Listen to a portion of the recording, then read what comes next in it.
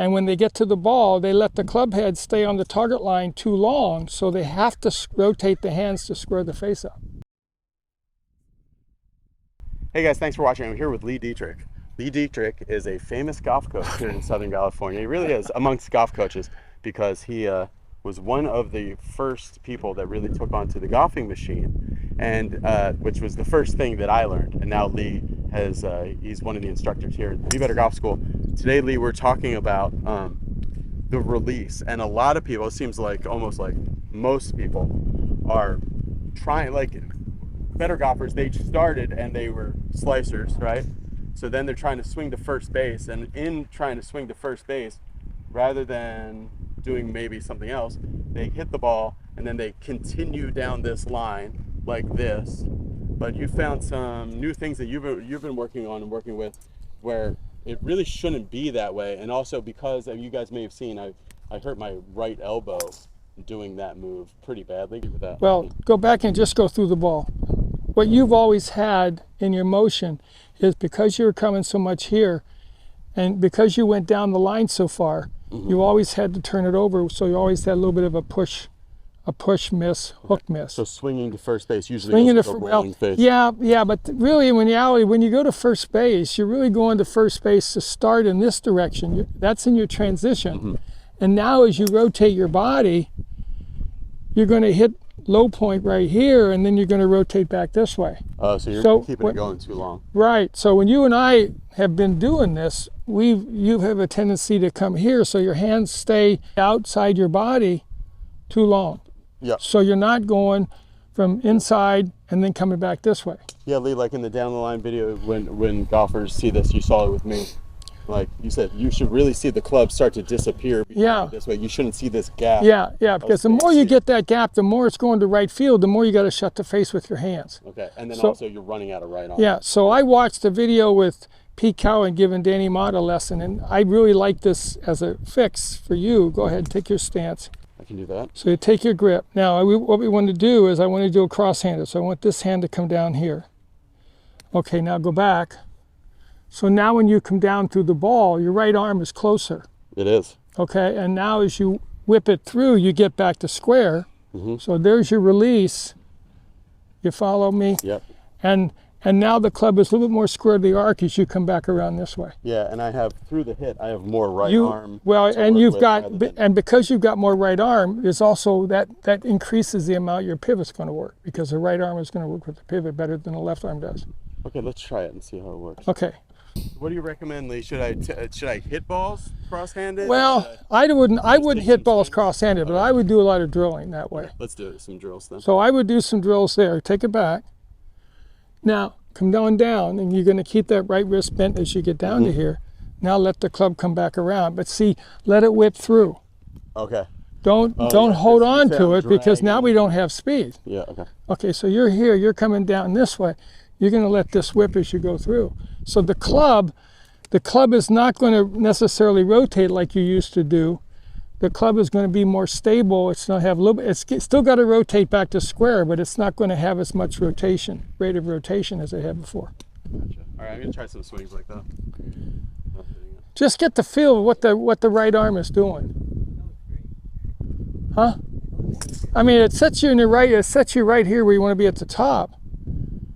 Okay, now you're telling your right hand where it wants to go. Okay, now what you do once you get there, now put your left hand back on the grip. You feel where that is? I don't know whether that's any different for you or not. You're the one that feels where that's at. Yeah, well, this is flatter, which is what Scott said that would be better for me. Okay, so now when you come down, go. Now you're coming down, and you got the left wrist flattish, maybe a little bit arched, the right wrist bent, and now you can let everything come back and go this way. So you're not taking it out to right field anymore. You're coming back this way. Okay, I'll try to hit some. Now the last one you hit was really good. Okay. Let me get out of the way. That's not bad. A little bit of a push. A little toey, but it was but a decent draw as you go through that way. So what did it feel like? Do you feel like you're going this way, or do you feel a little bit more like tight? My arm is, this is more angle here, and this here is staying straighter. Okay, so when you get here, what I would like to see, put the club in your hands. Come down to here, you're almost going to feel like this right hand, if I didn't have the club on, would be bent back like you've got it bent back there. Yeah. See, it's going to go there. Now whip it. Now you're coming here, and now you're coming back around. Yeah, that's me, because we talk so much about shaft lean, and yeah. I'm always kind of and see, there, so when you come out like this, now you have to do this, otherwise you'd push it. Yeah. So hold on a second, Lee. I want to try something. I just want to go here and just feel that. Now let your body go, and so go to there. Now push with your right arm more. So if you accelerate the right arm and push down, you get more body motion. Accelerating the right arm in which direction? Right toward. I mean, you're going to be like in the video that I was talking about. This is going to be like that. What I want to feel is I want to feel my index finger and my lifeline push down, and that opens my body up as you go around. That's what you're feeling. Yeah, that kind of practice. But it's not a spinning. What's in the video that Cowen does, he talks about spinning the wrist. I don't like spinning, because spinning to me is a rotational move. I don't want this to rotate, because that's what we're trying to get away from. Yeah. I'm going to drive it down. The spinning's coming from what the torso's doing, what the body's doing. So I would just change the wording. Okay.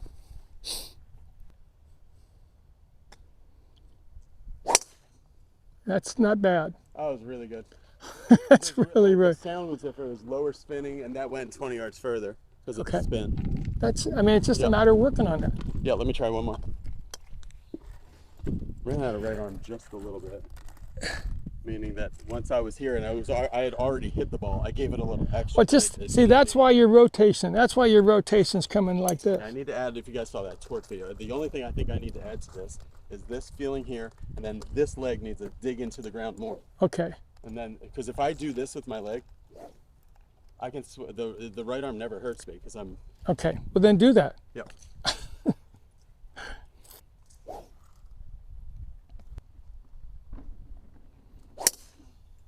That's one of the best ones you've hit. Yeah, it was good. Cool. Really good.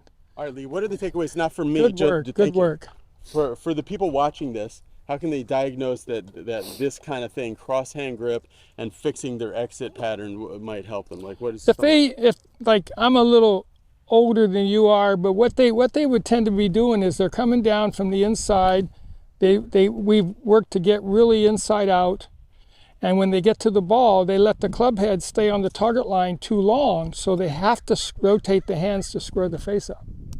So what I like about the drill that they did is they put their club there, and you can feel this motion, and you're bringing the club down. I'm going to right field in the transition. Through the ball, I'm rotating because my body's moving. Yeah. So I'm going to go around the clock. I'm going to go around the corner, so to speak. I'm coming into the ball, but I'm not going to extend it down this way because the left hand is almost forcing me to bring my right hand to stay close to my body as I go through. And then I go back and I would go from here to put it back on there, and then I would work with that same feeling. Yeah. So my feeling's that way coming back around. Go to impact, left hand low. So I think a good test for me and for you guys is go down the line, Mike. Is if you at impact are seeing a gap between your body and the right elbow like this, you can see that gap. This left hand low thing might help you because it keeps you tight. Well, here's why it works. If I'm going this way, I can move my arms and I can get separated here.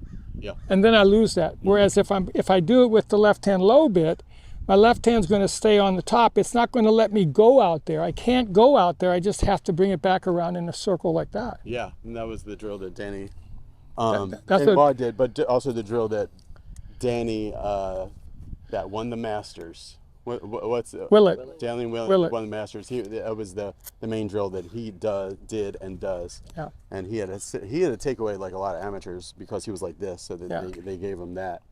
And so maybe that's the title of the video, the drill that won the Masters. Okay, let's hope.